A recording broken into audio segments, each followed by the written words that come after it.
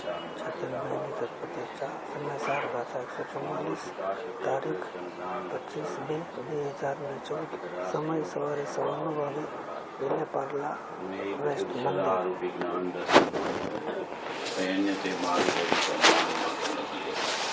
જે જાણતો અંત ને ગુણ દ્રવ્ય ને કરીએ પણ તે જીવ જાણે આત્મને કશું પામે લાયક નથી. અપ્રમત કે પ્રમત નથી, જે એક વિનાયક ભાવ છે.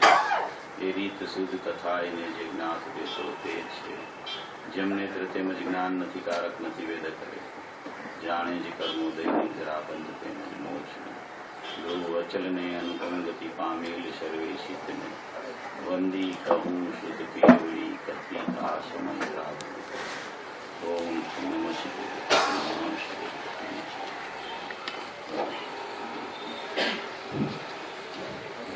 પરમોપકારી પૂજ્ય ગુરુદેવ શ્રીના પ્રવચનમાં જે અત્યારે 49 નંબરનો કળશ ચાલી રહ્યો છે તેના ઉપર જે પૂજ્ય ગુરુદેવ શ્રીએ વિશ્લેષણ કરેલું છે એ આપણે બધા સાથે મળી અને સમજવાનો પ્રયત્ન કરીએ.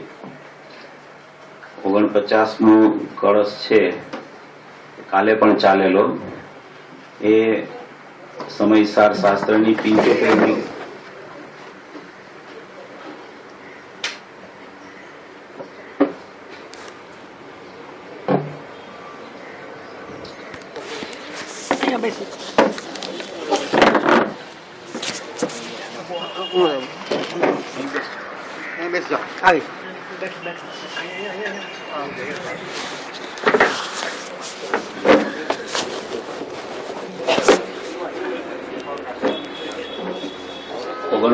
મો જે કળશ છે એ સમયસારજી શાસ્ત્રની 75 ગાથા ઉપરનો કળશ છે. તેમાં પૂજ્ય ગુરુદેવ શ્રીએ આ વિવરણથી જે કળશ સમજાવવાની શરૂઆત કરેલી. વ્યાપક અર્થાત દ્રવ્ય પરિણામી પોતાના પરિણામનો કર્તા છે. વ્યાપ અર્થાત તે પરિણામ દ્રવ્ય કર્યા, જેમાં એક સત્વમાં આવો ભેદ કરવામાં આવે તો થાય છે, ન કરવામાં આવે તો થતો નથી. પૂજ્ય ગુરુદેવ શ્રીએ દ્રવ્ય પર્યાય સ્વરૂપની ચર્ચા, એમાં રાગ કેવી રીતે જે ભજે છે એની ચર્ચા, સમ્યક દર્શન જ્ઞાન ચારિત્રાણી મોક્ષ માર્ગની ચર્ચા, એને કેવી રીતે ભેદ રૂપે કેવું, કેવી રીતે અભેદ રૂપે પરિણામી કેવું, કેવી રીતે એને એક સત્વ કેવું, કેવી રીતે એને એક સત્વમાં બે સત અલગ અલગ છે એમ કેવું, કેવી રીતે પૂતગલની સત્તા ભિન્ન છે અને જીવની સત્તા ભિન્ન છે. જીવની સત્તામાં બે સત છે, પરિણામ અને દ્રવ્ય. એ બે સતનું અનન્યપણું જોવો તો પરિણામી દ્રવ્ય કહેવામાં આવે છે, અને બે સતને ભેદ પાડી અને પૃથક પૃથક જોવો તો પરિણામ પણ સ્વતંત્ર પૃથક છે અને ત્રિકાળી દ્રવ્ય પણ સ્વતંત્ર પૃથક છે. એવી વસ્તુ વ્યવસ્થા ખૂબ જ ચોખ્ખી કરી અને પૂજ્ય ગુરુદેવ શ્રીએ આ વાતને એટલી બધી સ્પષ્ટ કરી કે દ્રવ્ય અને પર્યાય એ બે પોતાના જીવ દ્રવ્યની સત્તા છે, અને જીવ દ્રવ્યની સત્તા પ્રમાણભૂત સત્તાથી જોવામાં આવે તો દ્રવ્ય પર્યાય સ્વરૂપ વસ્તુ છે. અને દ્રવ્ય પર્યાય સ્વરૂપ વસ્તુમાં જ્યારે એ પરિણામમાં રાગની વ્યવસ્થા સમજાવી હોય ત્યારે જુદો પ્રકાર છે, સમ્યક દર્શન જ્ઞાન ચારિત્રાણી મોક્ષ માર્ગની વ્યવસ્થા સમજાવી હોય ત્યારે જુદો પ્રકાર ભજી જાય છે. રાગથી કોઈ આત્મા અનન્ય થતો નથી એમ આમાં સીધી પૂજ્ય ગુરુદેવ શ્રી આજે કરી, પણ અનન્ય થતો હોય તો પણ આત્મા જેવો છે એના જેવા જ પરિણામ જે સમ્યક દર્શન જ્ઞાન ચારિત્રાણી મોક્ષ માર્ગના હોય એની સાથે અનન્ય થાય છે. એ બેયને એક સત્વ જોઈને પરિણામી દ્રવ્ય કહેવામાં આવે છે.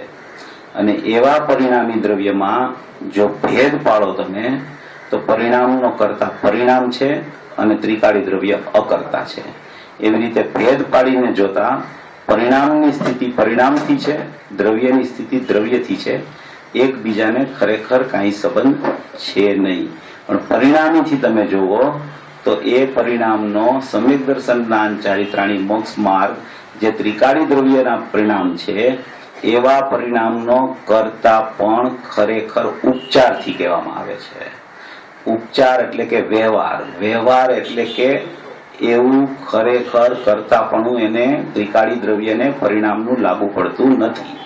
કારણ કે જો ત્રિકાળી દ્રવ્ય કોઈ પણ પરિણામનો કરતા હોય તો એક સરખા પરિણામ થવા જોઈએ, પણ પરિણામમાં વિધવિધપણું દેખાય છે.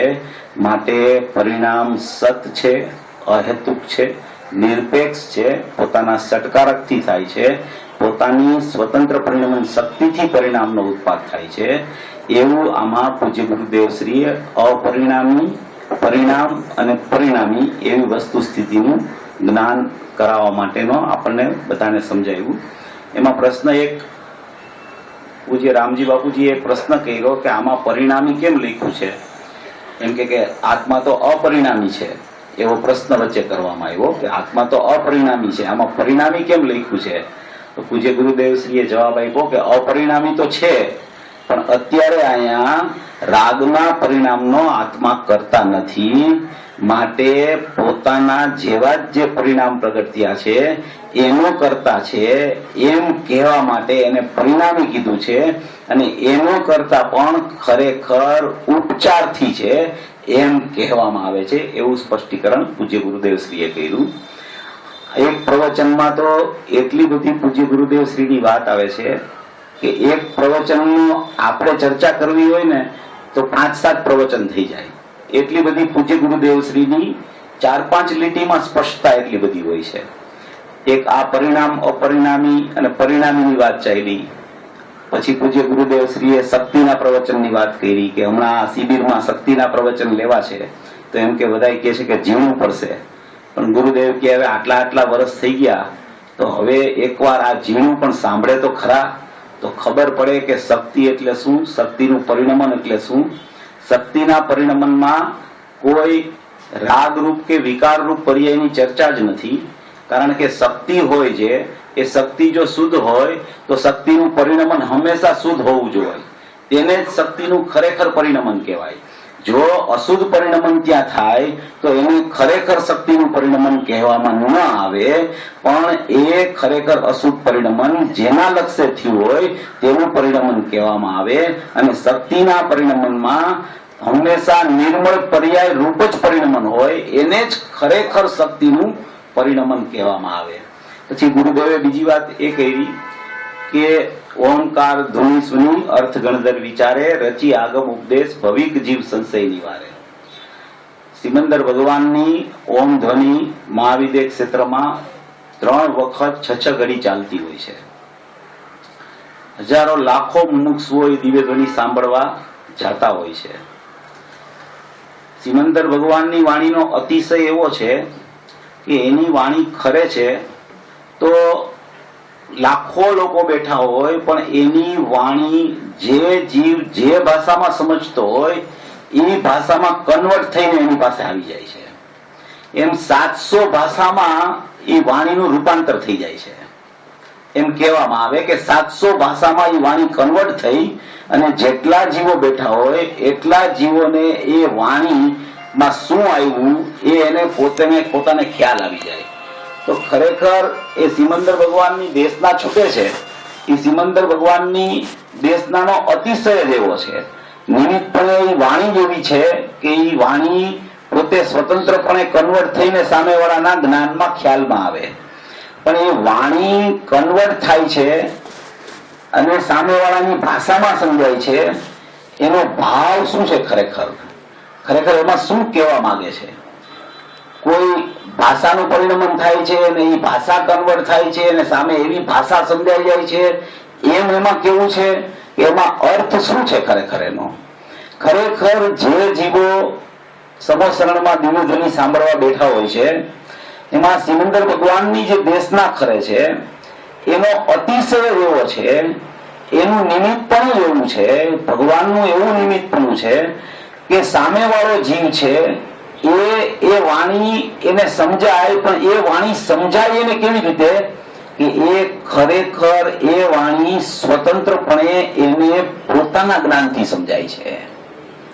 નિમિત્તપણે તીર્થંકર ભગવાન હો ભાષા કન્વર્ટ થઈ, એ ભાષામાં એને સમજાઈ ગયું, એની ભાષામાં એને ખબર પડી ગઈ, એ બધી વ્યવહારની ચર્ચા છે.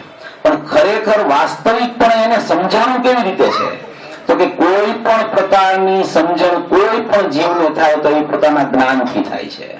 અને એ પોતાના જ્ઞાનમાં એને ખબર પડે છે કે અત્યારે દેશના ખૈરી એમાં આવા ઉપદેશનું પરિણમન થયું છે, એવું એનું જ્ઞાન પોતે પોતાથી જાણે છે. નહીં કે નિમિત્તના લક્ષ્ય જાણે છે, નહીં કે નિમિત્તથી એને સમજાય છે, નહીં કે નિમિત્ત આવ્યું છે માટે એના જ્ઞાનમાં આવો ભાવ આવ્યો છે.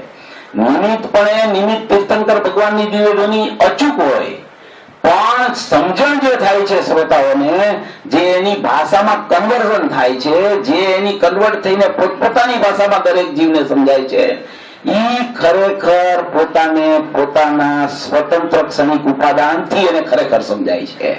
અને એને પોતાને ખ્યાલ આવે છે કે અત્યારે આવો ભાવ આવ્યો, અત્યારે આવો ભાવ આવ્યો.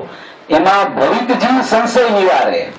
જે ભવિ જીવ છે એ સંશયનું નિવારણ કરીને પામી જાય છે.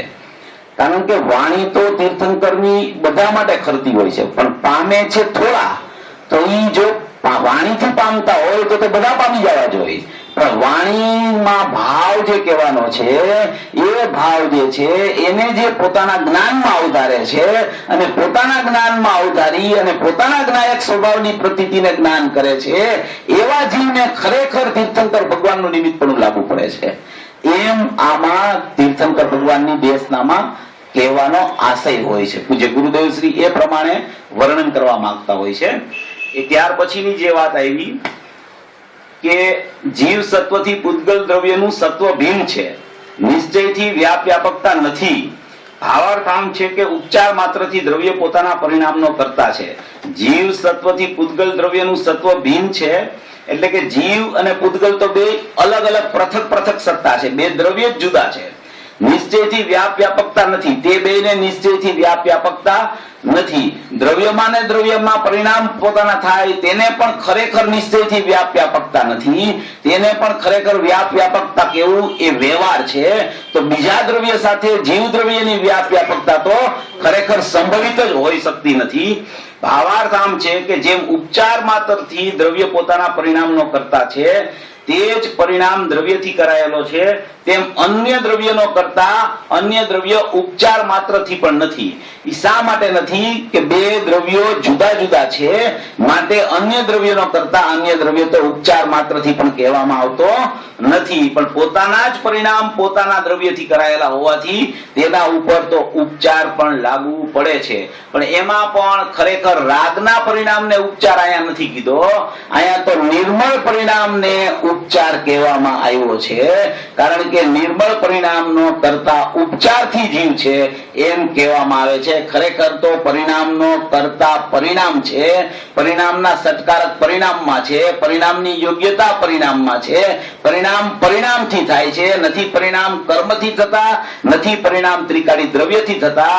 જ્યારે પરિણામના સતની ચર્ચા હોય ત્યારે પરિણામ પોતાના સત્કારકથી, પોતાના સ્વકાળે, પોતાની જન્મ ક્ષણે કરતા કર્મ કરણ સંપ્રદાન અપાદાન અધિકારણ નામની પોતાની સ્વતંત્ર યોગ્યતાથી પરિણામનું પરિણમન થાય છે. અને એ એક સમયનું સ્વતંત્ર સત છે. એને ત્રિકાળ સતની પણ ખરેખર અપેક્ષા નથી કે બાહ્યમાં કોઈ કર્મના ઉદય અનુદય કે અભાવની પણ ખરેખર અપેક્ષા નથી. એવી નિરપેક્ષતા પરિણામની છે. અને એ જ પરિણામને જ્યારે આપણે સાપેક્ષથી જોઈ, એ જ પરિણામને ત્યારે બાહ્યમાં ઉદય અનુદય ને અભાવની અપેક્ષા પણ એને ખરેખર લાગુ પડે છે. આવું આમાં કહેવા માંગે છે કે નિશ્ચયથી વ્યાપકતા નથી. ભાવાર્થ આમ છે કે ઉપચારથી દ્રવ્ય પોતાના પરિણામનો કરતા છે, તે જ પરિણામ દ્રવ્યથી કરાયેલો છે, તેમ અન્ય દ્રવ્યનો કરતા અન્ય દ્રવ્ય ઉપચાર માત્રથી પણ નથી. કારણ કે એક સત્વ નથી, ભિન્ન સત્વ છે. પરિણામ પરિણામી માત્ર ભેદની ઉત્પત્તિ વિના જ્ઞાનાવરણાદિ પૂતગલ કર્મનો કરતા જીવ દ્રવ્ય એવો અનુભવ ઘટતો નથી. એટલે કે જ્ઞાનાવરણાદિ પૂતગલ કર્મનો કરતા જીવ દ્રવ્ય એવું તો કદી સંભવિત થતું નથી. એ દ્રવ્ય કર્મની ચર્ચા છે. પણ દ્રવ્ય કર્મ અહીંયા ભાવ કર્મ જે પ્રગટ થાય છે, એ ભાવ કર્મના નિમિત્તે દ્રવ્ય કર્મ બંધાય છે.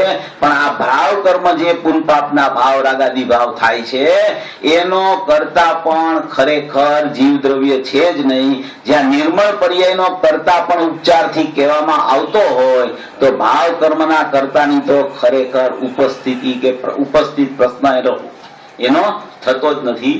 આવું કહેતા જ્ઞાનાવરણાદી પૂતગલ કર્મનો કરતા જીવ દ્રવ્ય એવો અનુભવ ઘટતો નથી. કારણ કે જીવ દ્રવ્ય પૂતગલ દ્રવ્ય એક સત્તા નથી, ભિન્ન સત્તા છે.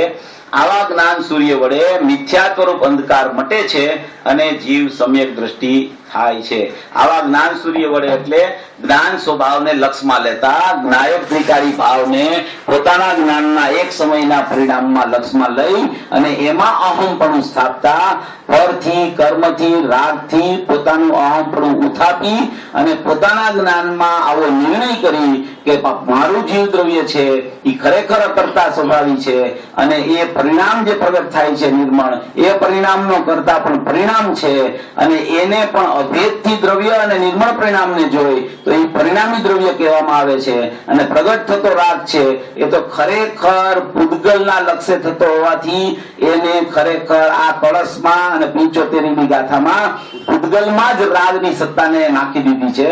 કારણ કે જીવ જે સમ્યક રૂપે પરિણમે છે એ રાગના અભાવ સ્વભાવે પરિણમતો જીવ છે. માટે એ સમયે ત્યાં રાગની ઉત્પત્તિ હોતી નથી. એટલે એને રાગથી પૃથક પડ્યો અને સમ્યક દર્શનના ચારિત્રાણી મોક્ષમાર્ગ રૂપે પરિણમ્યો એમ કહેવાનો આશય આ કળશમાં છે. પૂજ્ય ગુરુદેવ શ્રીએ તો ઘણો વિસ્તાર કર્યો છે. આપણે આ જે મૂળ વાત હતી એની ચર્ચા લઈ અને હવે 144મી ગાથા જે આપણી ચાલુ છે એના ઉપર આપણે સ્વાધ્યાય કરશું. 144મી ગાથા છે એ 144મી ગાથા અનાદિ મિથ્યા દ્રષ્ટિ જીવ પ્રથમ સમ્યક દર્શનને કેમ પામે એ માર્ગ દર્શાવતી અપૂર્વથી અપૂર્વ ગાથા છે. તેમાં કોઈ પણ પ્રકારના જે જીવને અનાદિથી વિકલ્પોની પ્રવૃત્તિ ચાલે છે એ વિકલ્પોથી જીવ વ્યાવૃત કેવી રીતે થાય અને નિર્વિકલ્પ સ્વભાવમાં આરૂઢ કેવી રીતે થાય એનો મૂળ માર્ગ અને મૂળિયું બતાવતી આ અપૂર્વથી અપૂર્વ ગાથા છે. એમાં સર્વ નય પક્ષોથી રહિત કહેવામાં જે આવે છે એ સમયસાર છે. સમયસાર એટલે શુદ્ધાત્મા. શુદ્ધાત્મામાં કોઈ નય પક્ષો હોતા નથી. એક સમયના પરિણામમાં વિકલ્પાદિક નય પક્ષોની પ્રવૃત્તિ અનાદિથી જીવને ચાલી રહી છે. અત્યારે વર્તમાનમાં જીવ પાસે મતિશ્રુત જ્ઞાનનો ઉપયોગ છે. એ મતિશ્રુત જ્ઞાનના ઉપયોગમાં મતિ જ્ઞાન પરસન્મુક્તા વાળું ઇન્દ્રિયના લક્ષ્ય પરિણમતું જે જ્ઞાન છે એને મતિ જ્ઞાન કહેવામાં આવે છે. આ 5 ઇન્દ્રિયના લક્ષ્ય જે જ્ઞાન પરપદાર્થને જાણવા રૂપે પરિણમી રહ્યું છે એ ખરેખર મિથ્યામતિ જ્ઞાન છે. એવું મતિ જ્ઞાન અને શ્રુત જ્ઞાન મનના સંબંધી જે જ્ઞાનમાં વિકલ્પોની ઉત્પત્તિ થાય એને શ્રુત જ્ઞાન કહેવામાં આવે છે. એવા મતિ શ્રુત જ્ઞાનનો ઉપયોગ અત્યારે જીવ પાસે વર્તી રહ્યો છે. આ કાળમાં તીર્થંકર ભગવાનની હાજરી ન હોવાથી અહીંયા અત્યારે કેવળ જ્ઞાનની ઉત્પત્તિ થઈ શકતી નથી. જીવ પોતે પહોંચી શકે તો મતિશ્રુત જ્ઞાન મિથ્યા છે એમાંથી ભાવશ્રુત જ્ઞાન સુધી પહોંચી અને આ કાળમાં પણ 6ઠા 7મા ગુરુસ્થાનની અવસ્થા રૂપ પહોંચવાની શક્તિ જીવની હોય છે. પણ ત્યાર પછી શ્રેણી ચડી અને કેવળ જ્ઞાન થાય એ તો ચોથા કાળની સ્થિતિનો વિષય છે. એવું અત્યારે આ કાળમાં થઈ શકતું નથી. એમાં ટીકામાં જે કહેવામાં આવે છે કે જે ખરેખર સમસ્ત નય પક્ષો વડે ખંડિત નહીં થતો હોવાથી અને જેનો સમસ્ત વિકલ્પોનો વ્યાપાર અટકી ગયો છે એવો છે તે સમયસાર છે. જે સર્વ નય પક્ષો શેમાં હોય કે નય પક્ષ હંમેશા શ્રુત જ્ઞાનમાં હોય. મતિ શ્રુત અવધિ મન પર્યાય કેવળ એવા 5 જ્ઞાનના ભેદ છે. એમાં શ્રુત જ્ઞાનમાં નયની ઉત્પત્તિ થયા કરે. એક જ શ્રુત જ્ઞાન એવું છે કે એમાં અનંત નયો રહેલી હોય છે. એક શ્રુત જ્ઞાન આખું છે. એના શ્રુત જ્ઞાનના અનંત અંશો છે. એ અનંત અંશોથી સવર જે શ્રુત જ્ઞાન છે એને શ્રુત જ્ઞાન પ્રમાણ કહેવામાં આવે છે. એવું જે આ શ્રુત જ્ઞાન છે એ શ્રુત જ્ઞાનમાં અનાદિથી જીવને કોઈને કોઈ વિકલ્પો ચાલ્યા કરે છે. યા તો એને વિકલ્પ ચાલે કે હું અશુદ્ધ છું. અશુદ્ધનો વિકલ્પ છૂટે તો એને એવો વિકલ્પ ચાલે કે હું શુદ્ધ છું. કાં હું અશુદ્ધ છું કાં હું શુદ્ધ છું, કાં હું અશુદ્ધ છું કાં હું અશુદ્ધ છું. અને કાં એનાથી આગળ વધીને પણ દ્રવ્ય અપેક્ષાએ શુદ્ધ છું, પર્યાય અપેક્ષાએ અશુદ્ધ છું, એવો વિકલ્પ, એવું જ્ઞાન નહીં, એવો વિકલ્પ ચાલે છે. એવું જ્ઞાન થાય તો ખરેખર સમ્યક દ્રષ્ટિ થઈ જાય. એવું જ્ઞાન વર્તતું હોવા છતાં એને વિકલ્પમાં એકત્ર બુદ્ધિ ચાલે છે કે અત્યારે હું આવો છું, અત્યારે હું આવો છું, અત્યારે હું આવો છું, અત્યારે હું આવો છું, એમ વિકલ્પ સાથે કર્તા કર્મની પ્રવૃત્તિ અનાદિથી જીવની ચાલી રહી છે. એની એકત્ર બુદ્ધિ અને કર્તા કર્મ પણ થતું હોય તો માત્ર આ પ્રકારના વિકલ્પ સાથે જ થાય છે. બીજા કોઈ સાથે ખરેખર એને કર્તા કર્મ પણ લાગુ પડતું નથી. આત્મા કરતા અને વિકલ્પ એનું કર્મ જ્યાં સુધી બન્યા કરે છે, પછી વિકલ્પ કોઈ પણ પ્રકારનો હોય, ગમે તેવો વિકલ્પ હોય, ગમે તેવા શુદ્ધ સ્વભાવનો પણ વિકલ્પ હોય, પણ એ વિકલ્પ છે. વિકલ્પમાં સુખ નથી. વિકલ્પ આકુરતાને ઉત્પન્ન કરાવે છે. વિકલ્પ ખરેખર કોઈ દિવસ પોતાના સ્વભાવની પ્રવૃત્તિમાં કાર્યકારી થઈ શકતો નથી. માટે એ નિયમથી આકુરતાને ઉત્પન્ન કરાવનારા છે વિકલ્પો છે. અને આવા વિકલ્પો જીવને અનાદિથી ચાલે છે. મંદિરે આવવાનો વિકલ્પ થાય, ભગવાનની પૂજા કરવાનો વિકલ્પ થાય, પછી ભગવાનના દર્શનનો વિકલ્પ થાય, શાસ્ત્ર સ્વાધ્યાયનો વિકલ્પ આવે, ગુરુદેવની વાણી સાંભળવાનો વિકલ્પ આવે, પછી એનું ચિંતન કરવાનો વિકલ્પ આવે, એનું મનન કરીને સ્વરૂપમાં એકાગ્ર થવાનો પણ વિકલ્પ આવે. એ જ્યાં સુધી વિકલ્પ ચાલે છે ત્યાં સુધી વિકલ્પ સાથે આત્માનું કર્તા કર્મ પણ જોડાયેલું રહે છે. અને એ જ્યાં એને ખ્યાલ આવી જાય છે કે ખરેખર તો આ તો વિકલ્પ છે, આમાં તો મને જ્ઞાનનું સુખ ઉદ્ભવિત ન થયું, આ તો મને વિકલ્પ ચાલે છે. કારણ કે વિકલ્પ છે ને એ હંમેશા ફર્યા કરે છે. થોડીક વાર આવો વિકલ્પ, પછી આવો વિકલ્પ, પછી આવો વિકલ્પ, પછી આવો વિકલ્પ. અને જ્ઞાન છે ને એ સ્થિર હોય છે, જ્ઞાન ફરતું નથી. અને જે ફરે ને એ મારી વસ્તુ ન હોય, જે સ્થિર રહે ને એ મારી વસ્તુ હોય, એ મારો સ્વભાવ હોય. વિકલ્પ છે ને એ ફરતી વસ્તુ છે. અને એ ફરતી વસ્તુમાં જ્યાં સુધી એકત્વ બુદ્ધિ ચાલે છે ત્યાં સુધી મિથ્યાત્વનું પાપ ચાલુ રહે છે. બીજા ગમે તેવા શુભ ભાવના પરિણામ ચાલતા હોય, પણ જ્યાં સુધી મિથ્યાત્વનો અભાવ થતો નથી ત્યાં સુધી ખરેખર તે શુભ ભાવની કોઈ કિંમત નથી. કારણ કે મિથ્યાત્વ જ સંસાર છે. જ્યાં સુધી મિથ્યાત્વ જતું નથી ત્યાં સુધી શુભ ભાવની પ્રવૃત્તિ ચાલુ હોય છતાં પણ એની ખરેખર કિંમત જીનાગમમાં કે જીન રહસ્યોમાં કાંઈ ટાંકવામાં આવી નથી. માટે સર્વપ્રથમમાં પ્રથમ આમાં એમ કહે છે કે પ્રથમ શ્રુત જ્ઞાનના અવલંબનથી, શ્રુત જ્ઞાનનું અવલંબન એટલે દ્રવ્ય શ્રુત, પૂજ્ય ગુરુદેવ શ્રીની વાણી, એનું પ્રથમમાં પ્રથમ અવલંબન લઈ અને જ્ઞાન સ્વભાવી આત્માનો નિશ્ચય કરી. એટલે કે પહેલામાં પહેલા શું કરવું, પ્રથમમાં પ્રથમ જીવે શું કરવું, કે જ્ઞાન સ્વભાવી આત્માનો નિશ્ચય કરવો. પહેલામાં પહેલું જીવનું કર્તવ્ય આ છે. પહેલામાં પહેલું એને જો કરવા યોગ્ય હોય તો પહેલામાં પહેલા જ્ઞાન સ્વભાવી આત્માનો નિશ્ચય કરવો.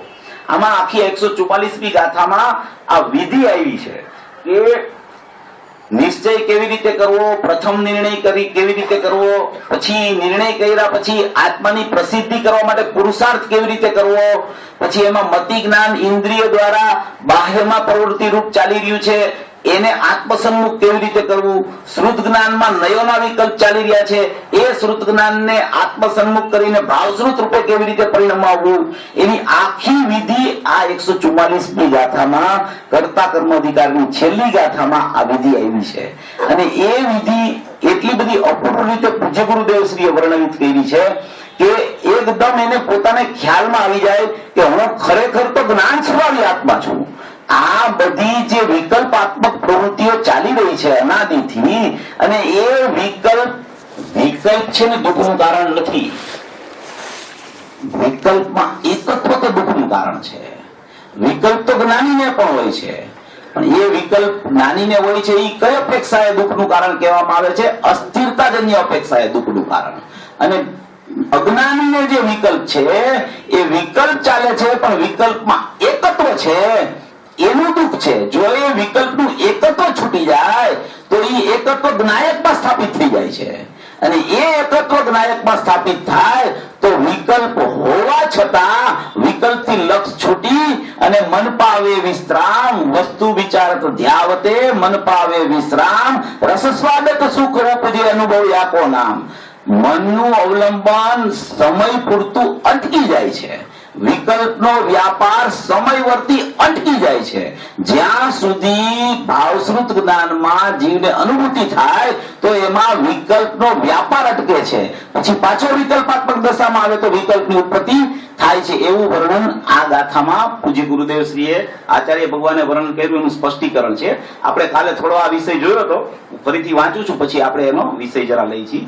પ્રથમ એટલે કે પ્રથમમાં પ્રથમ શ્રુત જ્ઞાનના અવલંબનથી એટલે કે દ્રવ્ય શ્રુતના અવલંબનથી જીનેન્દ્ર ભગવાનની જે વાણી આચાર્ય ભગવાને રચના કરી છે એના અવલંબનથી પૂજ્ય ગુરુદેવ શ્રીની વાણીના અવલંબનથી જ્ઞાન સ્વભાવી આત્માનો નિશ્ચય કરીને પેલામાં પેલા જ્ઞાન સ્વભાવી આત્મા છું એવો નિશ્ચય કરીને તો કે નિશ્ચય થયો એવો નિર્ણય થયો વિકલ્પાત્મક દશામાં. પછી શું કરવું તો કે પછી આત્માની પ્રગટ પ્રસિદ્ધિને માટે એટલે કે પહેલામાં પહેલા તો આત્માનો નિર્ણય કરવો કે આત્મા આવો જ છે. દ્રવ્ય કર્મ ભાવ કર્મ નો કર્મથી જુદો આત્મા છે. રાગાદી ભાવો પ્રત્યેક સમયે ચાલે છે એનાથી જુદો આત્મા છે. પ્રત્યેક સમયે વિકલ્પની બહિર્લક્ષ્ય ઉત્પત્તિ જીવની એક સમયની દશામાં ચાલી રહી છે એનાથી જુદો જ્ઞાન સ્વભાવી આત્મા છે. પરિણામ માત્રથી જુદો જ્ઞાન સ્વભાવી આત્મા છે. કોઈ પણ પ્રકારના પરિણામ પ્રગટ રૂપે હોય ઉત્પાદ રૂપે હોય એવા ઉત્પાદના ભાવથી ધ્રુવ છે એવો જ્ઞાન સ્વભાવી આત્મા સર્વથા ભિન્ન છે. એવા પ્રથમમાં પ્રથમ ત્રિકારી જ્ઞાયક ભાવ શુદ્ધ ચૈતન્ય પરમાત્મા અભેદ આત્મા ભૂતાર સ્વભાવી આત્મા પરિપૂર્ણ આત્મા પ્રકૃતિ આત્મા નિત્ય નિરાવરણ આત્મા એવો હું એનો પ્રથમમાં પ્રથમ જીવે નિર્ણય કરવો. પહેલામાં પહેલું જીવનું કર્તવ્ય હોય તો પહેલામાં પહેલું આ છે. મેં કાલે વાત કરી રીતે પૂજ્ય ગુરુદેવ શ્રીને પ્રશ્ન કરવામાં આવ્યો કે સીધે સીધો આત્માનો નિર્ણય કરવો તો પૂજ્ય ગુરુદેવ શ્રીએ કીધું કે બીજા બધા ભેદો તો આત્માનો નિર્ણય કરતા એમાં સમજણમાં આવી જાય છે. જ્યાં કોઈ પણ મિથ્યા દ્રષ્ટિ જીવ પૂજ્ય ગુરુદેવ શ્રીની વાણી સાંભળી અને એનો પરિચય કરી અને એને ખ્યાલમાં આવે કે ગુરુદેવ તો વારંવાર આ એક જ વાત કર્યા કરે છે. 17-18 ગાથા કાઢો તો એ વાત આવે, 144મી ગાથા કાઢો તો એ આ વાત આવે. કોઈ પણ ગાથામાં પ્રથમમાં પ્રથમ જીવે શું કરવું અનાદિ મિથ્યા દ્રષ્ટિએ તો કે પ્રથમમાં પ્રથમ આત્માનો નિર્ણય કરવો. પહેલામાં પહેલું જો જીવનું કર્તવ્ય હોય તો આ છે. એ નિર્ણય કર્યા પશ્ચાત શું કરવું એ હવે વિષય આવે છે. પણ પહેલામાં પહેલો શુદ્ધ આત્મા હું છું એ નિર્ણય કરવો. આજે પૂજ્ય ગુરુદેવ શ્રીએ કીધું કે હમણાં તો એવી વાત આવી છે કે એમ કે આત્મા અશુદ્ધ ભાવે પરિણમે તો અશુદ્ધ થઈ જાય છે. શુભે પરિણમતા શુદ્ધ થઈ જાય, અશુભે પરિણમતા અશુદ્ધ થઈ જાય. પ્રવચન સારની વાર્તામાં આવે છે ને, તો એવો મત હમણાં એક ચાલુ થયો છે.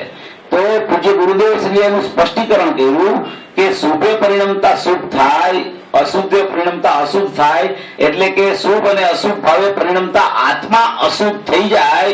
એમ જે આચાર્ય ભગવાનનું કથન છે એનો અર્થ એમ છે કે એ પર્યાયમાં શુભ ભાવ ને અશુભ ભાવ થાય છે.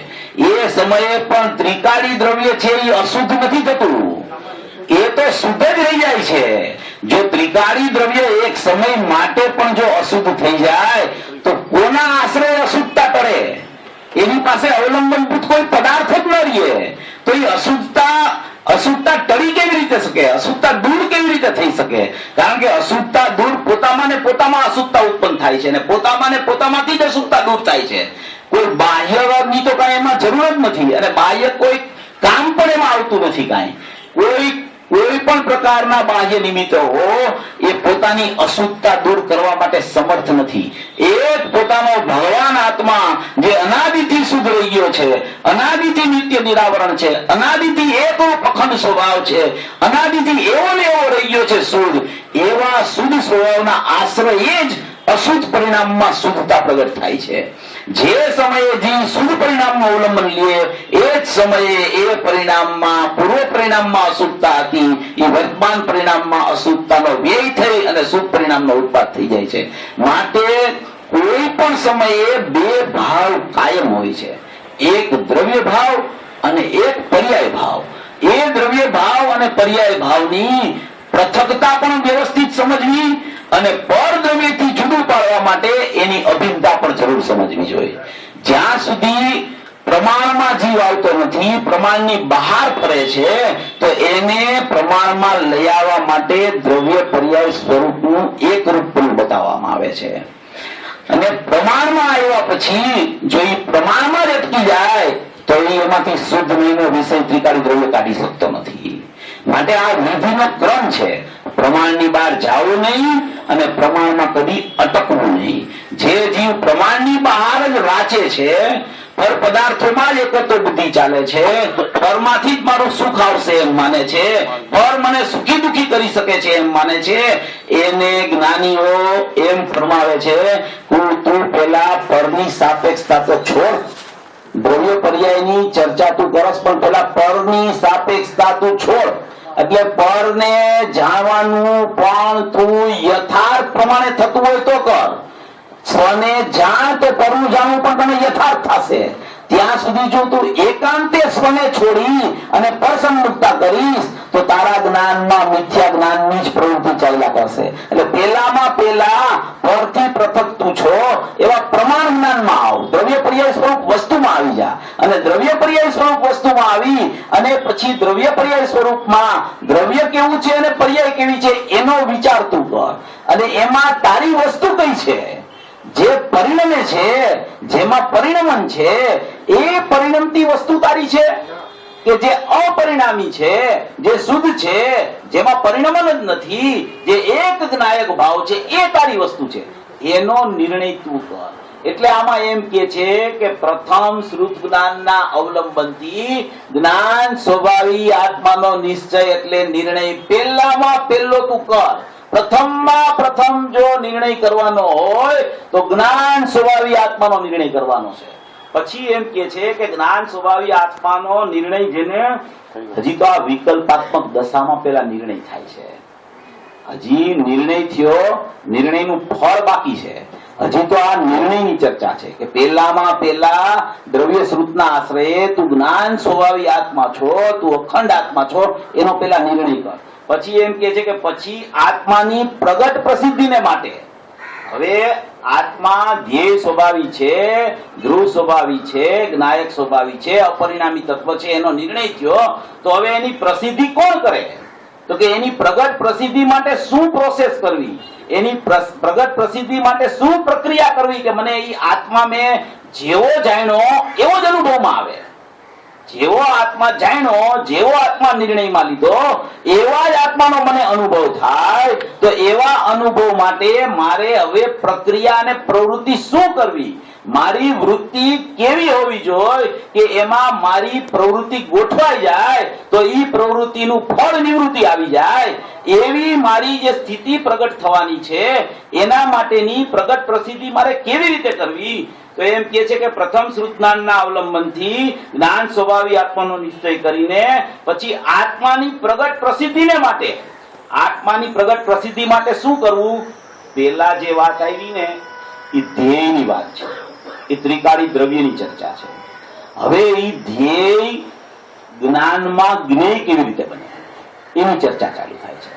પેલા ત્રિકાળી દ્રવ્યની વાત આવી કે પ્રથમ જ્ઞાન સ્વભાવી આત્માનો નિર્ણય કર. હવે એ નિર્ણય એને હજી વિકલ્પાત્મક દશામાં પણ થયો કે મારો આત્મા આવો જ છે. તો હવે એ ધ્યેય સ્વરૂપ આત્મા છે એને જ્ઞાનમાં જ્ઞેય કેવી રીતે બનાવવું? આ બીજી પ્રોસેસ છે.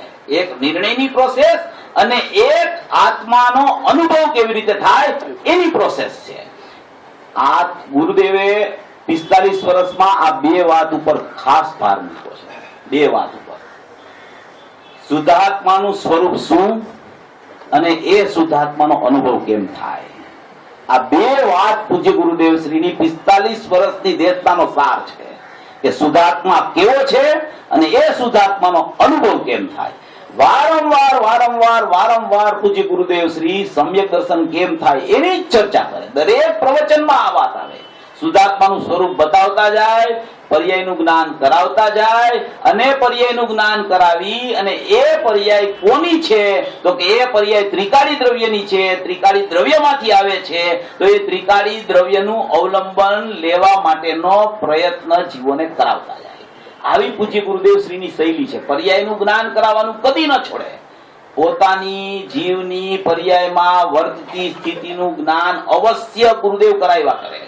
અને એ જ સમયે પાછું એ જ પ્રવચનમાં પાછું ત્રિકાળી દ્રવ્ય કેવું છે એનો આદર કરવો, એનું અવલંબન કેવી રીતે લેવું, એમાં પોતાની વૃત્તિને કેવી રીતે સ્થાપવી, એમાં અહમ કેવી રીતે કરવું, એની પણ શ્રદ્ધા માટેનું બળ છે ને આપતા જાય. એવી પૂજ્ય ગુરુદેવ શ્રીની શૈલી છે. પછી આત્માની પ્રગટ પ્રસિદ્ધિને માટે હવે એ જ્ઞાનમાં આત્માને જ્ઞેય કેવી રીતે બનાવવો, એની પ્રગટ પ્રસિદ્ધિ કેવી રીતે કરવી. વિકલ્પાત્મક દશામાં ખ્યાલ આવ્યો પણ એ હજી પ્રગટ અનુભવમાં નથી આવ્યો. તો પ્રગટ અનુભવમાં કેવી રીતે આવે, એની વિધિ શું? તો કે પર પદાર્થની પ્રસિદ્ધિના કારણો જે ઇન્દ્રિય દ્વારા અને મન દ્વારા પ્રવર્તતી બુદ્ધિઓ તે બધીને મર્યાદામાં લાવીને, ઇન્દ્રિય દ્વારા અને મન દ્વારા પ્રવર્તતી બુદ્ધિઓને, ઇન્દ્રિય દ્વારા પ્રવર્તતા મતિ જ્ઞાનને અને મન સંબંધી વિકલ્પમાં પ્રવર્તતા શ્રુત જ્ઞાનને, એવા મતિ શ્રુત જ્ઞાનને મર્યાદામાં લાવી અને આત્મસન્મુખ કેવી રીતે કરવું?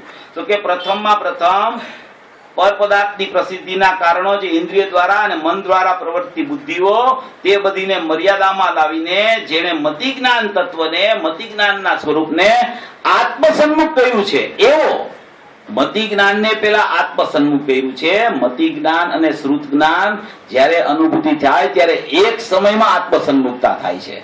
પણ વિકલ્પાત્મક અવસ્થાનું વર્ણન કરી અને જ્યારે કહેવામાં આવે ને ત્યારે હંમેશા ક્રમ હોય.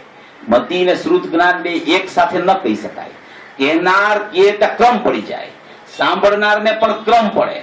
પણ જ્યારે અનુભવમાં જ કોઈ પણ વસ્તુ આવે ત્યારે આવા કોઈ મતિ શ્રુતના ભેદ ત્યાં ન હોય, ત્યાં તો જ્ઞાન માત્ર હાથમાં હોય. એમ કહેવા માંગે છે કે મતિ શ્રુત મતિ જ્ઞાન તત્વને આત્મસન્મુખ કર્યું છે એવો, તથા નાના પ્રકારના એટલે અનેક પ્રકારના નય પક્ષોના આલંબનથી થતા અનેક વિકલ્પો, અનેક પ્રકારના નય પક્ષના આલંબનથી થતા અનેક વિકલ્પો ખરેખર વાસ્તવિક નિર્વિકલ્પ નય કોને કહેવાય? કે જે નયમાં એના પક્ષ સંબંધીના વિકલ્પ ન ચાલતા હોય. એક વિકલ્પાત્મક નય હોય છે અને એક નિર્વિકલ્પ નય હોય છે. વિકલ્પાત્મક નયમાં શું છે કે આકુળતા છે. આવો છું કે આવો છું, હું આવો છું કે આવો છું, તો કે હું આવો છું ને હું આવો છું, એ બધી આકુળતાને ઉત્પન્ન કરાવનારી છે. કારણ કે આવો નથી એ વિકલ્પ છે, આવો છું એ વિકલ્પ છે, આવો છું ને આવો નથી એ વિકલ્પ છે. એ વિકલ્પોની એકત્વ બુદ્ધિ જ્યાં સુધી જીવને ચાલે છે, એટલે વિકલ્પોમાં જ્યાં સુધી મારાપણું ચાલે છે અને પોતાના ત્રિકાળી દ્રવ્યમાં જ્યાં સુધી અહમ કરીને મારાપણું નથી આવતું, ત્યાં સુધી નયના પક્ષોના વિકલ્પની ઉત્પત્તિ ચાલુ રહે છે. એને જ્યારે એને ખ્યાલ આવી જાય છે કે આ તો વિકલ્પ ચાલે છે અને એ વિકલ્પમાં મારું એકત્વ ચાલે છે, હું આવો છું, હું આવો નથી, હું આવો નથી, હું આવો છું, હું આવો છું ને આવો નથી, એટલે કે નાસ્તિનો વિકલ્પ ચાલે, પછી નાસ્તિનો વિકલ્પ છોડે તો અસ્થિનો વિકલ્પ ચાલે કે હું અશુદ્ધ તો નથી પણ હું શુદ્ધ છું, તો એ શુદ્ધ છું એ પણ વિકલ્પ છે. પછી કે હું દ્રવ્ય અપેક્ષાએ શુદ્ધ છું, પર્યાય અપેક્ષાએ અશુદ્ધ છું, એ પણ વિકલ્પ છે. એવી સમજણ જરૂર હોવી જોઈએ ને. દ્રવ્ય પર્યાયના સ્વરૂપની જો સમજણ જ ન હોય કે દ્રવ્ય શુદ્ધ ને પર્યાય અશુદ્ધ, એવી સમજણ ન હોય તો એનો પ્રવેશ તો આમાં થઈ શકતો નથી. કારણ કે પૂજ્ય ગુરુદેવ શ્રીએ 45 વર્ષ સુધી એ વર્ણન તો કર્યું છે, દ્રવ્ય પર્યાય સ્વરૂપની જ સ્પષ્ટતા કરી છે એને, કે દ્રવ્ય આવું ને આવું રહી ગયું છે, જ્યારે પર્યાયમાં અશુદ્ધતા છે ત્યારે દ્રવ્ય શુદ્ધ રહી ગયું છે. એવી તો એને પોતાની પર્યાયમાં અશુદ્ધતા પર લક્ષે એક સમય માટે વર્તી રહી છે, એવું જ્ઞાન તો એને જરૂર હોવું જોઈએ. જો એવું જ્ઞાન ન હોય તો એવા જીવ માટે તો આ શાસ્ત્રો છે નહીં. એને એવું જ્ઞાન તો પ્રથમમાં પ્રથમ હોવું જોઈએ કે મારી પર્યાયમાં અશુદ્ધતા અત્યારે વર્તમાનમાં બહિર્લક્ષે સમય માત્ર વર્તી રહી છે. બરાબર. આગળ પાછળ કાંઈ છે નહીં. પૂર્વની પર્યાય વ્યય થઈને પરિણામી ભાવમાં ચાલી ગઈ છે, ગુણરૂપ થઈ ગઈ છે. ભવિષ્યની પર્યાય શક્તિરૂપ છે, એ ગુણરૂપ છે પારિણામિક ભાવમાં. વર્તમાન પર્યાય એક બાર છે અને એ પણ બાર છે, એ આત્માનો નિર્ણય કરવા માટે બાર છે. બીજું કોઈ કાર્ય નથી એની પાસે, જ્ઞાનની પર્યાય પાસે. આત્માનો નિર્ણય કરવા માટે એ છે ને પ્રગટ રૂપ છે. અને એવા આત્માનો પ્રથમમાં પ્રથમ નિર્ણય કરવો, અને એ નિર્ણય કર્યા બાદ એ જ્ઞાનમાં આત્માની પ્રગટ પ્રસિદ્ધિને માટે મતિ જ્ઞાન તત્વ અને શ્રુત જ્ઞાનમાં થતા નયોના જે વિકલ્પો ચાલે છે, એ વિકલ્પોને પ્રવૃત્તિને આત્મસન્મુખ કરવા માટે, એ વિકલ્પથી વ્યાવૃત થવા માટે પોતાના જ્ઞાન શ્રદ્ધાને હું જ્ઞાયક સ્વભાવી આત્મા છું એવો જે નિર્ણયમાં લીધો તો, એવી પર પદાર્થ સન્મુખનું મતિ જ્ઞાન પાંચ ઇન્દ્રિય સન્મુખ થઈને વર્તી રહ્યું છે, એને મર્યાદામાં લાવી એટલે પોતાના ઉપયોગને બહારથી અંદર પ્રયત્નપૂર્વક ખેંચવાનો પ્રયત્ન જીવે પ્રથમ કરવો પડે છે. કોઈ એમ કે એ તો ક્રમબદ્ધમાં છે, એ તો થઈ જશે, એ તો થવા યોગ્ય થાય છે, એ તો એની યોગ્યતા હોય તો થાય છે, એ તો સટકારકથી થાય છે. ભાઈ એ વાત જુદી છે. એ થાય છે ત્યારે સટકારકથી જ થાય છે, એમાં કોઈ એનો કરનાર નથી. પણ અજ્ઞાની જીવ છે, બાહ્યમાં એને મીઠાશ છે, પાંચ ઇન્દ્રિયના વિષયોમાં એને રસ વર્તી ગયો છે, તો એવો રસ્તો એને પેલા તોડવો પડે છે. જે જીવ ખરેખર જિજ્ઞાસા પૂર્વક પોતાના આત્માને સમજવા માટે પ્રયત્નશીલ થાય, એને પેલામાં પેલો પાંચ ઇન્દ્રિયના વિષયનો રસ્તો પેલામાં પેલો છૂટી જવો જોઈએ. જ્યાં સુધી એ રસ ન તૂટે ત્યાં સુધી તો હજી મન સંબંધી જ્ઞાનના વિકલ્પમાં પણ નથી આવતો. પાંચ ઇન્દ્રિયના ઉઘાડના જ્ઞાનમાં એને રસ આવી જાય, કોઈ પ્રકારના ક્ષયોપસમ જ્ઞાનમાં રસ આવી જાય, કોઈ પ્રકારની પાંચ ઇન્દ્રિયને સન્મુખ થઈને વર્તું જ્ઞાન છે એમાં ઈ લેપાઈ જાય, તો એને નિર્લેપ તત્વ કદી હાથમાં આવી શકે નહીં. પેલામાં પેલું કર્તવ્ય તો એનો એ હોવું જોઈએ કે પેલામાં પેલા તો ઈ રસ એને છૂટવો જોઈએ. છૂટવો જોઈએ એટલે ઈ છૂટે તો અનુભૂતિ થાય ત્યારે, પણ ઈ મન તો પડી જાય. એને પોતાને ખ્યાલમાં આવે કે મારું વલણ જે પૂર્વમાં ચાલતું હતું એના કરતા વલણની દિશા કંઈક ફેરી છે, કંઈક એમાં ટર્નિંગ પોઈન્ટ આવ્યો છે.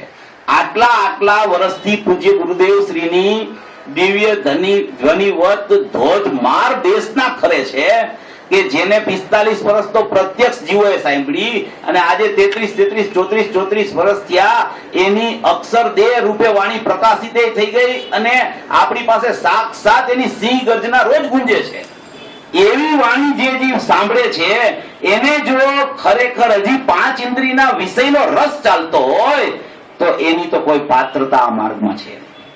પેલામાં પેલા તો મતિ જ્ઞાન તત્વ છે, એને પાંચ ઇન્દ્રિયના વિષયમાં જે જ્ઞાન પ્રવૃત્તિ રહ્યું છે ત્યાંથી એને વ્યાવૃત કરવાનો પ્રયત્ન જીવે કરવો જોઈએ. મોટો પુરુષાર્થ છે. આમાં પુરુષાર્થનું કામ છે.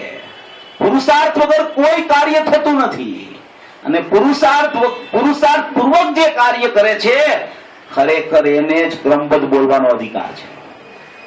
કોઈ જીવ ખૂબ પુરુષાર્થ કરી અને કાર્ય કરતો હોય અને જ્યારે કાર્યનું ફળ ન આવે ત્યારે એ જીવને અધિકાર એમ કહેવાનો છે કે ખરેખર હજી મારી યોગ્યતા નામની જન્મક્ષણ પાકી નથી, એમ મારા પરિણામ ક્રમબદ્ધ છે. કોઈ પણ જીવ ક્રમબદ્ધ છે એમ બોલે તો એ તો પુરુષાર્થને પાંગળો કરે છે. આ માર્ગ અત્યંત પુરુષાર્થનો છે, અત્યંત પ્રયોજનભૂત છે અને નિરંતરતાનો માર્ગ છે. આ માર્ગમાં ખાલી સાંભળી લેવાથી કામ નથી થતું. ગુરુદેવની વાણી રોજ સાંભળે પણ એનું ચિંતન કરે, એનું મનન કરે, એનું અધ્યયન કરે, એ શું કહેવા માંગે છે એ ભાવને ખરેખર સમજવાનો પોતે નિરાતે એકલો બેસીને પ્રયત્ન કરે પુરુષાર્થ પૂર્વક, ત્યારે ખરેખર આ પૂજ્ય ગુરુદેવ શ્રીની દેશના સમજાય છે. આ કોઈ સાધારણ વાણી ખરી નથી ગયા. 45 વર્ષમાં 12 અંગનો સાર આપી દીધો છે એને. કેવળ જ્ઞાન થાય ત્યાં સુધીના ભણકારા પૂજ્ય ગુરુદેવ શ્રીની વાણીમાં આવે છે. એવી આ પૂજ્ય ગુરુદેવ શ્રીની વાણી, અને એ વાણી પૂજ્ય ગુરુદેવ શ્રી તો ત્યાં સુધી એમ કહે છે કે તીર્થંકર ભગવાનની દેશના પણ કર્ણેન્દ્રિયનો વિષય છે, પણ આપણે એને કર્ણેન્દ્રિયનો વિષય નથી બનાવવાનો, આપણે જ્ઞાનમાં એને સમજણનો વિષય બનાવવાનો છે. એવા આધાર છે ને ઈ કોઈ જીવની પ્રવૃત્તિને પુરુષાર્થ પ્રેરક અંદરમાં કરવા માટે હોય છે કે બાહ્યથી તારું વલણ ખેંચવી ના. એ ઉપકાર પૂર્વક આવા પુરુષની આ છે ને દેશના છૂટતી હોય છે કે ભાઈ તું તારું લક્ષ્ય ત્યાંથી હટાવી લે, એનો આદર ચૂકવા, એનો વિવેક ન ચૂક, એનું જ્ઞાન રાખ, પણ એનું જ્ઞાન રાખીને તારા જ્ઞાનને તું તારા નાયકમાં વાળી દે. મતિ જ્ઞાન તત્વને પાંચ ઇન્દ્રિયના વિષયની સ્પર્શ, રસ, ગંધ, વર્ણ અને કર્ણ એ પાંચેય ઇન્દ્રિયના વિષયમાં જે પ્રવૃત્તિ મતિ જ્ઞાનની અનાદિથી ચાલી રહી છે એને પહેલામાં પહેલા ત્યાંથી વાળી અને આત્મસન્મુખ કરવાનો પ્રયત્ન કર. ત્યાર પછી તો આ શ્રુત જ્ઞાનની વાત ચાલુ થાય છે. શ્રુત જ્ઞાનમાં મનના સંબંધે વિકલ્પ ચાલે છે. જ્ઞાન છે ને એના પાંચ ભેદ છે, એમાં શ્રુત જ્ઞાનમાં જ નહીં હોય છે, ને એ નહીંમાં મન સંબંધી વિકલ્પો અનાદિથી ચાલે છે. શ્રુત જ્ઞાનમાં ઇન્દ્રિય પ્રત્યક્ષનું કામ નથી કાંઈ, એ મતિ જ્ઞાનનું કામ છે. શ્રુત જ્ઞાન મનના સંબંધે વિકલ્પોની ઉત્પત્તિ કર્યા કરે છે, અને ખરેખર જીવને એકત્વ વિકલ્પ સાથે જ ચાલ્યા કરે છે. મતિ જ્ઞાન પાંચ ઇન્દ્રિય સન્મુખતા પૂર્વક જે વર્તી રહ્યું છે એમાં જે વિકલ્પ ચાલે છે, શ્રુત જ્ઞાનમાં જે મન સંબંધીના વિકલ્પો ચાલે છે, એવા વિકલ્પને મારો માનવો એનું નામ મિથ્યાત્વ છે. વિકલ્પ શબ્દ રાગ, બે પ્રકારના વિકલ્પ કાલે લીધું હતું મને એમ છે. વિકલ્પ બે પ્રકારના, એક ચારિત્રાત્મક વિકલ્પ, એક જ્ઞાનાત્મક વિકલ્પ. જ્ઞાનાત્મક વિકલ્પ એટલે શું અને ચારિત્રાત્મક વિકલ્પ એટલે શું? ચારિત્રાત્મક વિકલ્પ એટલે રાગની ઉત્પત્તિ, એને ચારિત્રાત્મક વિકલ્પ કહેવામાં આવે. અને એ રાગને એકાંતે પર લક્ષ કરીને જાણનારું જ્ઞાન, સ્વને છોડીને એકાંત પર પ્રકાશક. જ્ઞાનનો સ્વભાવ સ્વ પર પ્રકાશક હોવા છતાં જે જ્ઞાન સમયે સમયે સમયે સમયે પોતાના સ્વથી ચ્યુત થઈ જાય છે, પોતાના જ્ઞાયકથી જ્ઞાનને બહાર ખેંચે છે, અને એ બહાર ખેંચી ત્યાંથી ચ્યુત થઈ સ્વપ્રકાશન છોડી અને એકાંતે પર પ્રકાશનમાં વર્તે છે, એકાંતે ચારિત્રાત્મક વિકલ્પમાં જ્ઞાનની પ્રવૃત્તિ ચાલે છે, એવા જ્ઞાનને જ્ઞાનાત્મક વિકલ્પ કહેવામાં આવે છે. જ્ઞાનાત્મક વિકલ્પ ઇઝ ઇક્વલ ટુ ઇન્દ્રિય જ્ઞાન. જ્યાં સુધી આ જ્ઞાન પોતાના આત્માને છોડી અને જ્યાં સુધી ચારિત્રાત્મક વિકલ્પ છે, રાગાદી ભાવ, ત્યાં પ્રવર્તતું જ્ઞાન છે, એને જ્ઞાનાત્મક વિકલ્પ કહેવામાં આવે છે. એક ચારિત્રાત્મક વિકલ્પ રાગ અને જ્ઞાનાત્મક વિકલ્પ ઇન્દ્રિય જ્ઞાન. જ્ઞાનાત્મક વિકલ્પ જ્યાં સુધી સમ્યક જ્ઞાન પ્રગટ નથી થતું ત્યાં સુધી એવા જ્ઞાનાત્મક વિકલ્પ મિથ્યા દ્રષ્ટિને ચાલતા હોય છે. અને સમ્યક દર્શન જ્યારે થાય છે, જ્યારે એ રાગાત્મક વિકલ્પથી એનું જ્ઞાન ત્યાંથી પાછું વળી, ત્યાંથી એની વૃત્તિને સંકેલી, ત્યાંથી વિકલ્પોમાંથી જ્ઞાન સંકેલાઈ જાય અને એ જ્ઞાન એને ખ્યાલમાં આવે કે આ મારા જ્ઞાનનો પ્રવાહમાં તો જ્ઞાયકમાંથી દ્રવે છે, આ મારું પરિણમન તો દ્રવ્યમાંથી દ્રવે છે, આ દ્રવ્ય દ્રવે છે, દ્રવ્યમાંથી દ્રવે છે તો જ્ઞાન દ્રવે છે. તો એ જ્ઞાન આ પર સન્મુખતા કરી રહ્યું છે, આ વિકલ્પો સન્મુખતા કરી રહ્યું છે, આ પાંચ ઇન્દ્રિયની સન્મુખતા કરી રહ્યું છે. તો એવા જ્ઞાનને પેલામાં પેલા મતિ શ્રુત જ્ઞાનને મર્યાદામાં લઈ આવે છે. પાંચે ઇન્દ્રિયના વિષયથી, વિકલ્પોના વિષયથી વ્યાવૃત કરી અને પોતાના જ્ઞાનને આત્મસન્મુખ કરવા માટે મર્યાદામાં લઈ આવ્યા.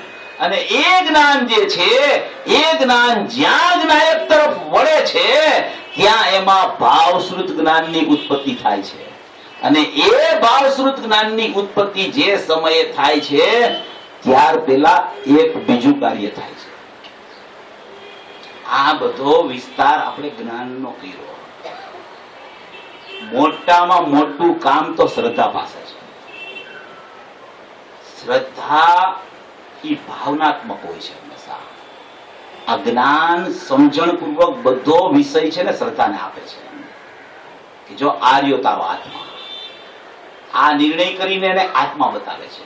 કે મેં આવો નિર્ણય કર્યો છે, મારા નિર્ણયમાં પ્રથમ જ્ઞાન સ્વભાવી આત્મા આવ્યો, પછી જ્ઞાન સ્વભાવ આત્માની પ્રગટ પ્રસિદ્ધિની માટે મેં મતિ જ્ઞાન તત્વ જે ઇન્દ્રિય દ્વારા પરસન્મુખ વર્તતું એને મર્યાદામાં હું લઈ આવ્યો, પછી શ્રુત જ્ઞાનમાં મન સંબંધીના જે લયોના વિકલ્પો ચાલતા હતા એને પણ હું મર્યાદામાં લઈ આવ્યો, અને હવે આ મારું જ્ઞાન છે એ આ બાહ્ય વિકલ્પોથી વ્યાવૃત થઈ અને અંદર જવા માટે પ્રવૃત્તિશીલ થવા માંડ્યું છે. તો મારો વિષય જે છે એ જ તમારો વિષય છે, શ્રદ્ધાને કહે છે. આ રહ્યો આ તમારો વિષય, આ રહ્યો આ શ્રદ્ધાનું શ્રદ્ધેય, આ રહ્યો આ જ્ઞાનનું જ્ઞેય, આ રહ્યો આ ધ્યાનનું ધ્યેય. એમ જ્યાં ઈ જ્ઞાન બધા વિષયોથી વ્યાવૃત થઈ, કારણ કે બધી પ્રકારનું હે ઉપાદેયપણું, વિધિ નિષેધપણું એ બધું જ્ઞાન પાસે છે. જ્ઞાન છે ને એ જાગતો દેવ છે, જ્ઞાન છે ને એ જાણનાર તત્વ છે. શ્રદ્ધા તો ઈ સમયે આંધળી છે. શ્રદ્ધા પાસે કઈ દેખવાનું છે ને, જાણે છે બધું જ્ઞાન, એટલે ઈ જાણીને શ્રદ્ધાને વિષય આપે છે. ઈ જાણીને વિષય આપે છે ને ત્યારે શ્રદ્ધા એમાં આવું છું એમાં હમ કરે છે. પણ એ ત્યાર પહેલા જ્ઞાન જ્યારે એને વિષય આપવા માટે સમર્થ થાય છે, ત્યાર પહેલા એ સમયે પણ શ્રદ્ધામાં તો હજી મિથ્યાત્વ ચાલુ છે, ચારિત્રમાં હજી રાગ ચાલુ છે. પણ જ્ઞાન સંયોગક્ષમ ભાવે હોવાને કારણે જ્ઞાનમાં બાળ ગોપાળ સૌને અનુભૂતિ સ્વરૂપ ભગવાન આત્મા અનુભવમાં આવી રહ્યો છે, એવો અનુભવમાં આવી રહ્યો છે, એવા જ્ઞાન સ્વભાવી આત્માનો નિર્ણય એને પેલા કર્યો છે, અને ત્યારબાદ એનું જે જ્ઞાન બાહ્ય પ્રવૃત્તિમાં રાખતું હતું એને મર્યાદામાં લઈ આવીને એ જ્ઞાન હવે સ્થિર થવાના પ્રયત્ન કર્યું છે. ત્યારે એ જ્ઞાનમાં શું થાય છે તો કે એ જ્ઞાનને ખ્યાલ આવે છે કે મારામાં તો આ બધું કઈ જાણવામાં નથી આવતું, મારામાં તો અનુભૂતિ સ્વરૂપ ભગવાન આત્મા અનુભવમાં આવી રહ્યો છે. મતિ જ્ઞાન, શ્રુત જ્ઞાનમાં નયના વિકલ્પ, મતિ જ્ઞાન પાંચ ઇન્દ્રિયની સન્મુખ, એ ખરેખર તો જ્ઞાનના વિશેષ ભેદની પ્રવૃત્તિઓ છે. પણ મારું વાસ્તવિક જ્ઞાન છે એમાં તો અનુભૂતિ સ્વરૂપ ભગવાન આત્મા અનુભવમાં આવી રહ્યો છે. એવો જ્યાં એને ખ્યાલ આવે છે ત્યાં એક અપેક્ષાએ પરોક્ષ અનુભૂતિનો જન્મ થઈ જાય છે. પરોક્ષ અનુભૂતિ કોને કહેવાય કે હજી મન વિશ્રામ પામ્યું ન હોય, જ્ઞાયકની હજી જ્ઞાનમાં સન્મુખતા ન થઈ હોય, પણ એક એવો ભાવ એને ખ્યાલમાં આવી ગયો હોય, મનથી ઉન્મુખ ને જ્ઞાયકની સન્મુખ, એવી એક જ્ઞાનની ધારા ઉપડે કે હું તો એક જ્ઞાયક ભાવ છું, હું તો અખંડ તત્વ છું, હું તો ધ્રુવ તત્વ છું, હું તો ચૈતન્ય માત્ર આત્મા છું, હું તો નિત્ય નિરાવરણ આત્મા છું, હું તો પરમ પરમ પરમ પરમ નિજ ભાવથી લક્ષણો પરમાત્મા છું. એવો જ્યાં એક એની ધારા ઉપડે જ્ઞાનમાં, ત્યાં તો એને જ્ઞાયક સિવાય બીજા કોઈ દર્શન થતા નથી. વિકલ્પાત્મક દશામાં પણ એને પરોક્ષ અનુભૂતિનો એક જન્મ થાય છે, અને એ જન્મ થતા એને ખ્યાલ આવે છે કે હવે મારો જ્ઞાયક ભાવ મારાથી દૂર નથી, હવે હમણાં મને જ્ઞાયક ભાવમાં ભેટવાનું પરિણમન ચાલુ થશે. ત્યાં સુધી હજી શ્રદ્ધામાં તો મિથ્યાત્વ ચાલુ છે. જે સમયે જ્ઞાન હું જ્ઞાયક છું એમ વર્તે, એ જ સમયે શ્રદ્ધા હું શ્રદ્ધેય છું એમ વર્તે, ત્યારે જ શ્રદ્ધામાં તો ખરેખર મિથ્યાત્વનો અભાવ અને સમ્યક દર્શનની ઉત્પત્તિ થાય છે. પણ એ પહેલા પણ જ્ઞાન નિર્ણયની ભૂમિકામાં આગળ વધે છે, અને આગળ વધતા વધતા વધતા વધતા એને પરોક્ષ અનુભૂતિનો ખ્યાલ આવે છે. પંચાધ્યાયમાં અને એવા વર્ણનથી કીધું છે કે આ જીવ એવો છે કે એ જીવ જે પરોક્ષ અનુભૂતિમાં આવે છે, એ જીવ એવો છે કે એ જીવને જ પોતાને ખબર પડે છે કે આ શું થઈ રહ્યું છે. એને એમ કહેવામાં આવે છે કેવળ સ્વાનુભવ ગમ્ય, વચનથી અગોચર, કહી ન શકાય વચનમાં, અને નિર્વિકલ્પ વટ, એવી સ્થિતિ થઈ જાય છે એ જીવની. હજી નિર્વિકલ્પ થયો નથી. કેવળ સ્વાનુભવ ગમ્ય એટલે હજી અનુભૂતિ નથી થઈ, પણ સ્વના અનુભવને ગમ્ય એવું એને ખ્યાલમાં આવી ગયું છે, અને એ વચનમાં કઈ નથી શકાતું. જેમ પૂજ્ય ગુરુદેવ શ્રી કહેતા હતા કે મૂંગો હોય ગોળ ખાય, તો એ ગોળ ખાઈ કઈ કેવી રીતે શકે કે આનો સ્વાદ કેવો છે? તો એ આમ કરે, શું કરે? આમ નિશાનીથી બતાવે કે આ ગોળ ખૂબ સારો છે. એ કહી ન શકે. એમ આ પરોક્ષ અનુભૂતિ છે, એ કઈ નથી શકાતી. એ જાણે એને ખબર પડે કે આવું કઈક થઈ જાય છે અંદરમાં. હવે મારું જ્ઞાન વ્યાવૃત થઈ ગયું છે. હવે મારું જ્ઞાન જ્ઞાનની સન્મુખ થવા માટે તત્પર થઈ ગયું છે. પરથી વ્યાવૃત થઈ વિકલ્પોને છોડી વિકલ્પોથી સંકેલો પામી, પાંચ ઇન્દ્રિયથી સંકેલો પામી અને મારું જ્ઞાન જ્યાંથી આવ્યું હતું, જે ધ્રુવમાં ધ્રુવનો પ્રવાહ ચાલતો હતો, એ ધ્રુવના પ્રવાહમાંથી વહેતું વહેતું વહેતું વહેતું સરવાણી રૂપે જે જ્ઞાન પ્રગટ રૂપ થયું હતું, એ જ્ઞાન હવે ત્યાં જવા માટે તત્પર થાય છે. જેમ આમાં 93 કળશમાં આવે છે કે ઢાળવાળા માર્ગ દ્વારા પાણી બહાર નીકળતું નીકળતું નીકળતું ક્યાંય ચાલ્યું ગયું. તો એ પાણી બહાર નીકળતું ચાલ્યું ગયું બહાર, તો એ ગમે ત્યાં ગયું પણ એ છે તો પાણી. જ્ઞાન ક્યાંય પણ ફરી વળે પણ છે તો જ્ઞાન. એને અજ્ઞાનની સંજ્ઞા તો પરનો સંયોગ દેખીને આપવામાં આવે છે. પણ વાસ્તવિક રીતે તમે એ પદાર્થને જોવો, તમે એને જોવો, એનું નક્કી કરો તો એ તો જ્ઞાન જ છે. એ ઢાળવાળા માર્ગ દ્વારા ક્યાંય પણ ચાલ્યું જાય, એ વેલામાં જાય, એ કુંડામાં જાય કે કોઈ પણ જગ્યાએ જાય, પણ એ ઢાળ દ્વારા માર્ગ દ્વારા જતું જતું પાછું અહીંયા આવી જાય છે. એમાં જ્ઞાન જે મતિ દ્વારા ઇન્દ્રિય સન્મુખ થતું હતું, શ્રુત દ્વારા મન સન્મુખ થતું હતું, શ્રુત જ્ઞાન, એ પાછું વળીને પાછું જ્ઞાન જ્યાંથી આવ્યું હતું ત્યાં ચાલ્યું જાય છે. એ ધ્રુવની ધારા જે અંદરથી આવી, એ ધ્રુવની ધારામાં વહેતો વહેતો વહેતો વહેતો વહેતો જે પ્રવાહ આવ્યો, એ પ્રવાહ વહેતો વહેતો વિકલ્પ સુધી જ પહોંચે છે. વિકલ્પ સુધી પહોંચે છે ત્યાં વિકલ્પ એને થાક લાગે છે કે આ તો નિરાકુરતાની ઉત્પત્તિ થતી નથી. સુખનો સ્વભાવ શું છે? નિરાકુરતા. એને ખ્યાલ આવે છે આ તો આકુરતા છે, મારું સુખ તો અહીંયા છે નહીં. જ્ઞાનને જોઈ છે સુખ, પણ જીવ જ્ઞાનને સુખ પાસે લઈ નથી જતો. જ્ઞાનને સુખની આવશ્યકતા છે, એને સુખ જોઈ છે, પણ એ જ્ઞાનને બહાર ભમાવે છે, કાં જાણવાના વિષયોમાં તત્પર કરાવી દે છે. એમ કરી કરીને એને બહાર લઈ જાય છે. એ જ્ઞાન જેટલું જ્ઞાનને બહાર લઈ જાય છે એટલું જ છે ને જ્ઞાનને વ્યાવૃત કરવા માટે પ્રયત્ન કરવો પડે છે એને. કારણ કે જ્ઞાન છે ને એને સુખનો સંપર્ક જ સ્વીકાર્ય છે. કારણ કે એને સુખ જોઈ છે. દરેક જીવ શા માટે પ્રયત્ન કરે છે? આ બધું સુખ માટે પ્રયત્ન ચાલે છે. એને એના પરિણમનમાં દુઃખ લાગ્યું છે. મનુષ્ય ગતિ દુઃખમય લાગી છે. ચારે ગતિનું પરિભ્રમણ દુઃખમય લાગ્યું છે. સ્વર્ગમાં સુખ નથી એવી પૂજ્ય ગુરુદેવ શ્રીના પ્રતાપે એને ખબર પડી ગઈ છે કે મારું આ દુઃખમય જીવન કેમ ટળે. તો એ સુખની ખોજમાં છે. જીવ સુખની ખોજ માટે શોધ કરતો કરતો કરતો કરતો કરતો ગુરુદેવ પાસે આવે છે અને ગુરુદેવ એને એમ કે છે કે તારું સુખ તારામાં છે, બીજે ક્યાંય નથી. તું ત્યાં જોવાનો પ્રયત્ન કર. તારા સુખ સ્વભાવી આત્માનો નિર્ણય કર, તારા જ્ઞાન સ્વભાવી આત્માનો નિર્ણય કર.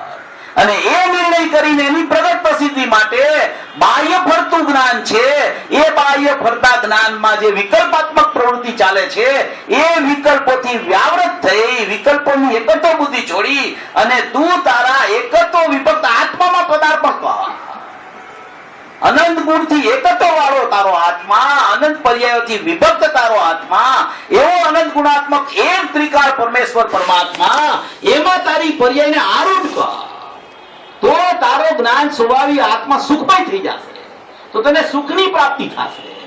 મૃગલાની નાભીમાં કસ્તુરી, પણ એને કસ્તુરીની ખબર ન પડી. પાછી એક અગત્યની વાત એવી છે, એમાં ગુરુદેવ કેટલી વાર કહે છે કે મૃગલાની નાભીમાં કસ્તુરી તો હતી, પણ એને પાછી સુગંધે આવતી હતી. એટલે કે જ્ઞાન સ્વભાવી આત્મા તો હતો અને એ જ્ઞાનમાં જાણવાનો પણ આવતો હતો, પણ એને ખબર નહોતી કે હું આવો છું. એને ખબર નહોતી કે આ જ્ઞાન ક્યાંથી આવે છે, એને ખબર નહોતી કે આ સુગંધ ક્યાંથી આવે છે. એવું જે આખું ચૈતન્ય દળ પરમાત્મા એવો અનંત જ્ઞાનના અંશનો અંશી પરમાત્મા, એવો ધ્રુવધામ ચૈતન્ય પરમાત્મા, એવું અખંડ સત્વ પરમાત્મા, એવા પરમાત્માનો જે જીવને જ્ઞાનમાં નિર્ણય કરી અને શ્રદ્ધામાં પ્રતીતિપૂર્વક વિશ્વાસ આવે છે, એ જીવ ખરેખર સકલ નય પક્ષોથી અતિક્રાંત થાય અને તે ભાગ્યો સમયનો સાર છે. એક સમયસાર શુદ્ધાત્મા છે અને એક સમયસાર છે ઈ શુદ્ધાત્મા અનુભૂતિમાં થયો ઈ સમયસાર છે. એવા સમયસારને સમ્યક દર્શન અને સમ્યક જ્ઞાન એવું નામ આપવામાં આવે છે.